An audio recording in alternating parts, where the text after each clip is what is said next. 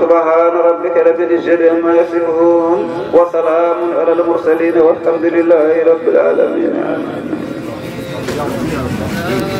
kanko Allah subhanahu wa ta'ala o ko kanko neli nelaɗo Allah sallallahu alayhi wa sallam, kanko neli nelaɗo men Muhammad sallallahu alayhi wa sallam, nelaɗo kadi ko kañum suɓi Cheikhana Ahmada Tidjani Sharif radiyallahu ta'ala anhu.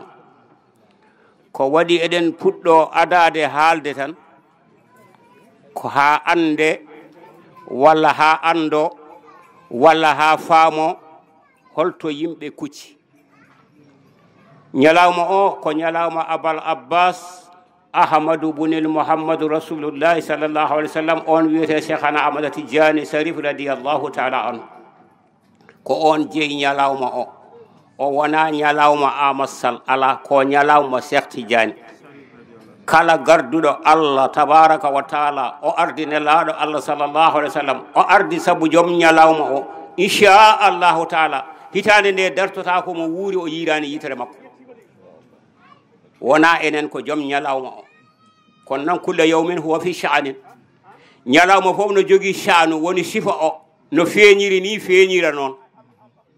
ko waɗi mbiɗa haala ko mawɓe wuro amen cubalel law ɗo min jibina min mawni ɗo, mawɓe ɓe ganduɗa ko rewoɓe Allah, ko jokkoɓe en ɗam, kala ko kewi jam e jamulun koɓe aroɓe ɓe gari e ɓen ɗo.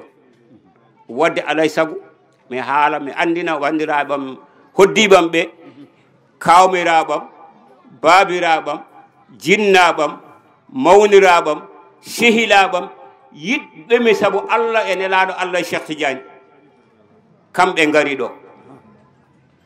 te ɓuri hawnade e guiɗgol fof ko guiɗgol yeeso e caggal.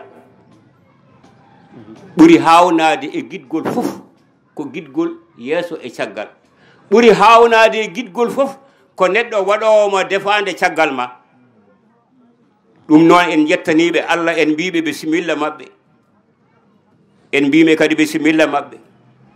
mawɗo meɗen Alkasum Sam, kanko lomti añameji ɗi fof, añameji ɗi fof no ndiɗori, eko taari añameji ɗi fof, e Matam eko taari Matam fof, kanko omo lomti ɗum, kanko Alkasum Sam. Allah addimo kanko ne o ari omo arde délégation makko. ɗum noon kadi paamiron kadi hono noon.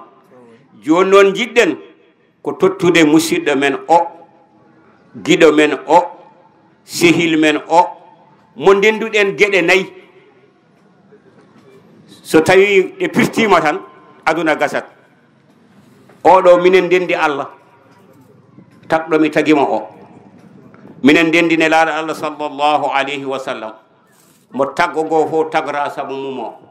minen ndendi Cheikhana Ahmada Tidjani Sharif radiyallahu ta'ala an. minen ndendi maayo Cheikh al Islam Cheikh Ibrahima Niass, saabu minen ceerno amen ko ceerno Ahmad Sall. ceerno Ahmad Sall totti ceerno Basiru Kunkusira, ceerno Basiru Kunkusira woni ceerno makko kanko o, woni ceerno mom Imam Diawo o. yimɓe hewɓe ina jaaka holko woni programme hakkude me Imam Diawo. ala ko minen jiidi endu wotoru. o waɗi kadi ko ɓuri sadde, ittude martaba ma e daraja ma e wilaya ma e almuɓe ma fof gara gonta almude, ko ɗum o waɗata. oɗon fof ɗon ceedi ɗum. so ari so wona min juul gueeƴe gaccitmomi o yahata. ɗum noon oɗo jiɗɗen o natana en e maayo joom ñalawma o woni Cheikh Tidjani. Cheikh Tidjani noon kañum woni nelaɗo Allah.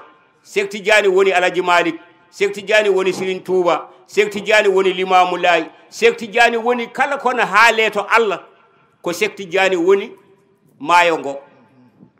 annabaɓe fof ƴogata koye nelaɗo sallah sallam, waliyaɓe fof ƴogata koye Cheikh Tidjani.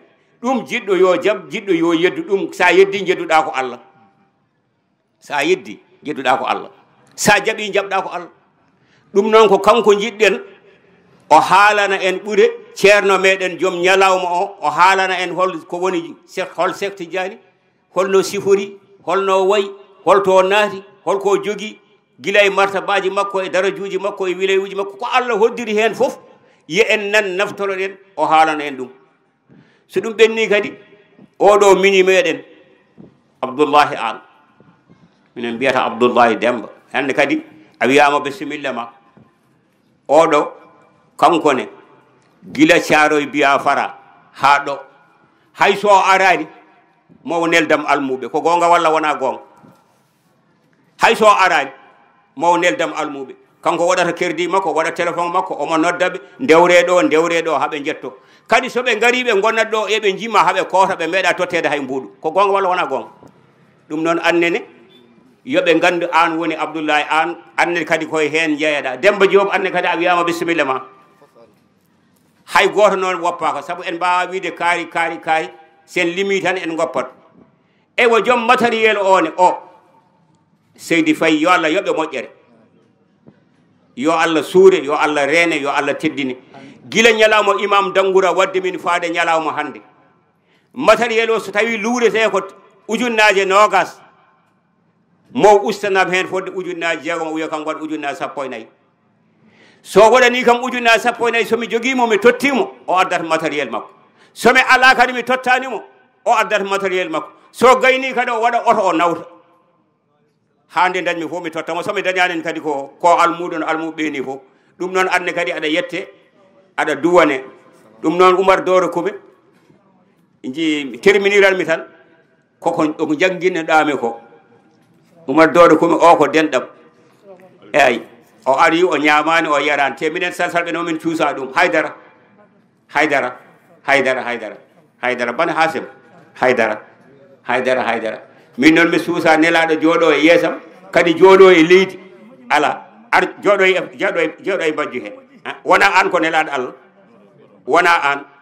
wona Amadou Tidiane jibinaɗo Madina Gounass o de ala wona on Amadou Tidiane oɗo ko Ahmad Tidiane nelaɗo Allah saabu ka ƴiƴam nelaɗo Allah kadine ka jiyaɗo Allah moƴƴo wona pour ko kalata walla ko mbatta ko ala min gandumami ko gila Madina Gounass Tamba jinnaɓe ma ko moƴƴuɓe Allah addima annene kadi ka moƴƴo bisimilla ma noon e hadara nelaɗo Allah e hadara Cheikh Tidiane Tane o fof nan ɗon eywa yettode wodani Allah subhanahu wa taala ko jiɗɗen wiide tan ko en mbi yimɓeɓe fof bisimilla mumen kamɓe fof ɓe mbiyama bisimilla ala ko faltade o joni noon en dokka musidɗo o natana en e gueɗe Cheikh Tidiane ko Allah hoddiri hen fof ganden ɗum janggen ɗum paamen ɗum naftoroɗen ɗum haade men julde tusubar ɗum noon Oumar a wiyama bisimilla ma noon anne kadi a wiyama bisimilla ma